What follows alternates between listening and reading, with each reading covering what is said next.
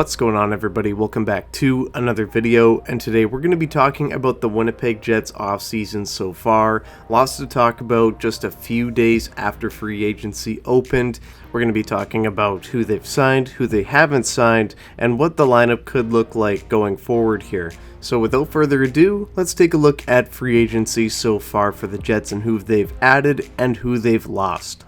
We're going to start off with who they've lost, because this has kind of been the talking point of the offseason. Nikolai Ehlers does not appear to be coming back to the Winnipeg Jets. I believe it would take an absolute miracle at this point, a last-second heave, but it really does sound like he's choosing between Washington and Carolina. Kind of sounds like Carolina is the front runner at this time, but it does seem like he's informed teams that, hey, you're out of it unless you're Carolina or Washington. Mason Appleton, thank God, is gone. See ya. He signs in Detroit for 2 years.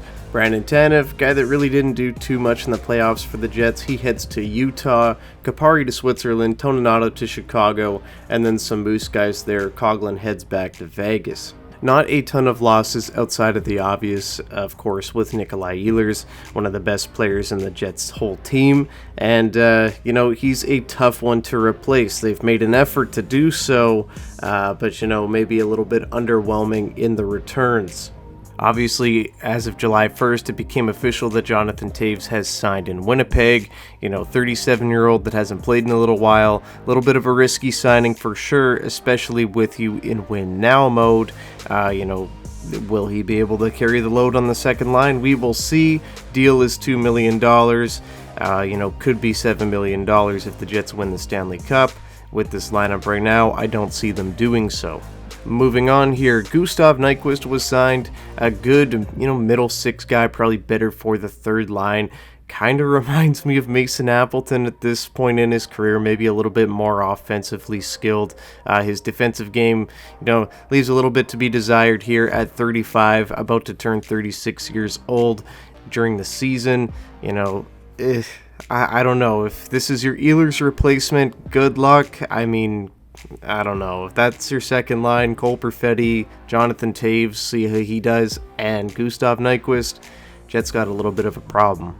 The Jets signed a couple of depth forwards on July 1st in Tanner Pearson, now 33 years old, and Kopecky. Kopecky I think is a pretty good player. I believe that's how you say his last name. I'm probably saying it wrong, but we'll figure that out, I guess, soon. Not a bad pickup whatsoever, but cheap deals for these guys, 1 years. All of these guys have 1 year deals that they've signed, so not the end of the world if these guys don't work out. They'll be able to move on from them fine. And maybe the best addition that they made all free agency was going out and signing legit AHL talent for their young guys down there in the A. Last year it was like Brad Lambert, Nikita Chibrikov, and Salamonson against the world. Those young guys were fending for their lives. The Moose were so thin last year. There was nobody on that team to help them out, and it posed a problem for Brad Lambert and Nikita Chibrikov for sure, being forced just to be the guys at all times in a league where you're playing against grown men, pros that have been around for a while. And, they go ahead, they add some good names here. Di Giuseppe, Dewar, Fagemo. Really like Fagemo, great scorer. Clegg, these guys, all really solid depth options. All signed to, two-way deals. Fagemo, one of those guys I wouldn't even mind the Jets taking a look at. Maybe he shines in preseason. Guy's a goal-scoring machine down there in the A.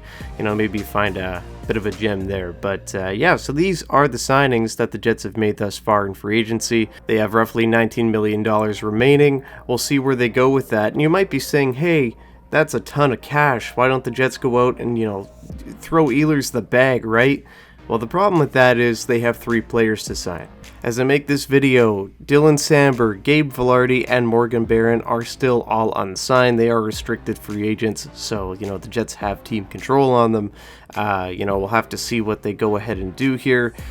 Sometimes RFA deals can be signed, pretty quickly. I think that Dylan Samberg is the most likely to get done, before the rest here. Gabe Vilardi, he's out there as well.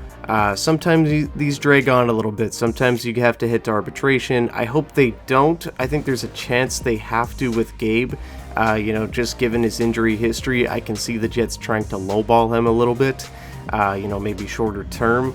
We'll see what ends up happening with these three. I think that, Sandberg's going to make between $6 and $7 million. I think, Vilardi, same kind of deal. I think that he may get a little bit less than Matthew Knies got, maybe a 5-year contract for maybe around the $7.5 million range. Maybe they look to, hit that range.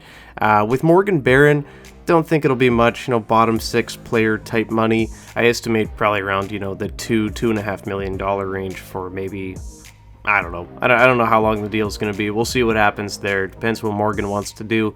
But yeah, so the Jets have 3 RFA forwards. It's going to take up roughly, $15-16 million worth of their cap of the remaining 19 they have.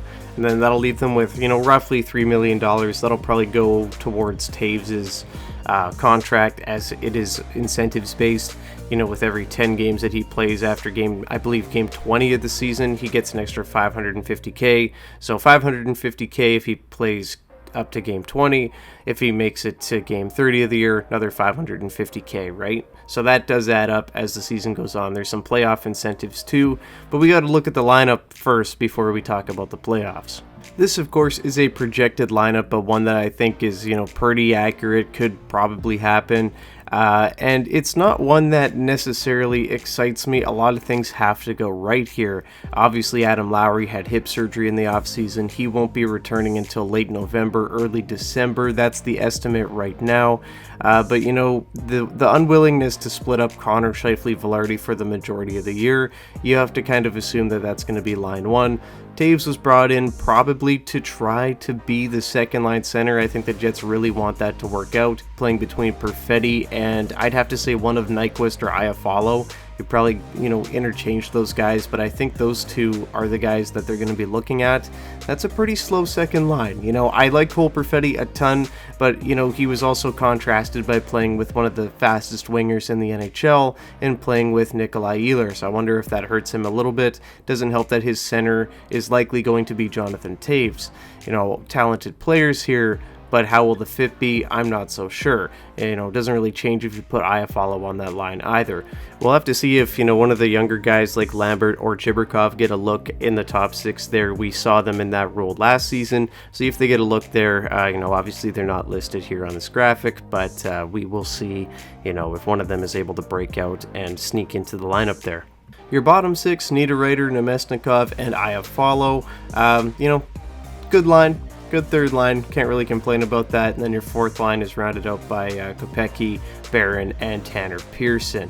There is definitely some age on this Jets roster right now, right? If we take a look at this, there are no young players in this lineup. I would imagine they definitely need to, blow the doors off of it in preseason, as, I can see the Jets kind of going veteran heavy here. But, a guy like Brad Lambert, if he could step up, that would go a long, long way.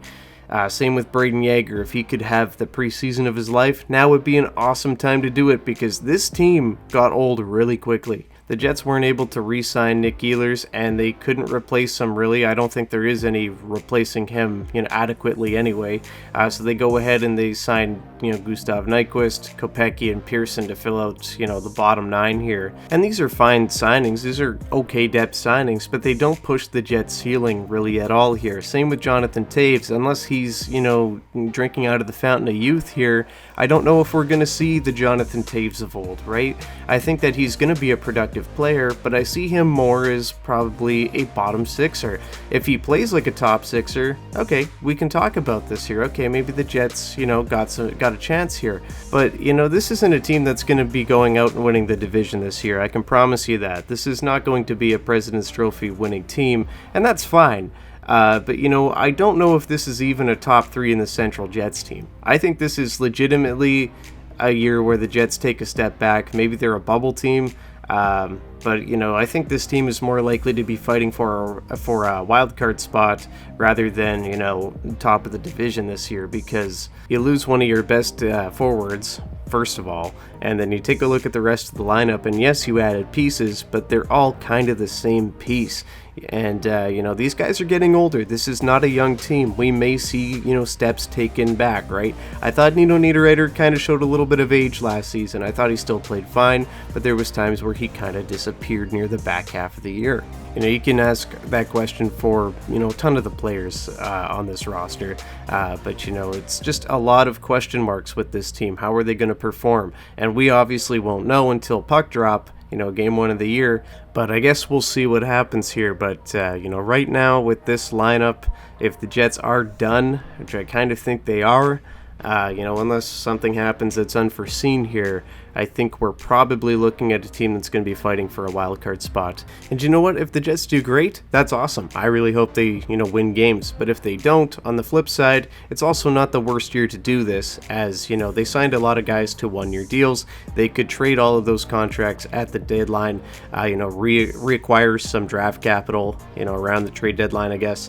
And this draft is one of the best in the last 10 years. This is a really deep draft class, obviously headlined by Gavin McKenna, great young player. He's going to be a monster in the league. I don't think the Jets are going to be, picking number 1 overall, but if they are to take a step back, not the worst year to do it. I think that, loading up the cupboards here with this draft would go a long way for the future, but I'll obviously see how the year goes first before we get too much into that. But with all of that said, thank you guys so much for watching. As always, let me know down below what you guys thought about the Jets offseason thus far.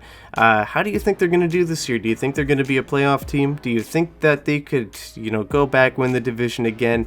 Let me know down below. Leave a like and subscribe to the channel if you haven't already. And I'll see you guys in the next one. Go Jets go. Bye-bye.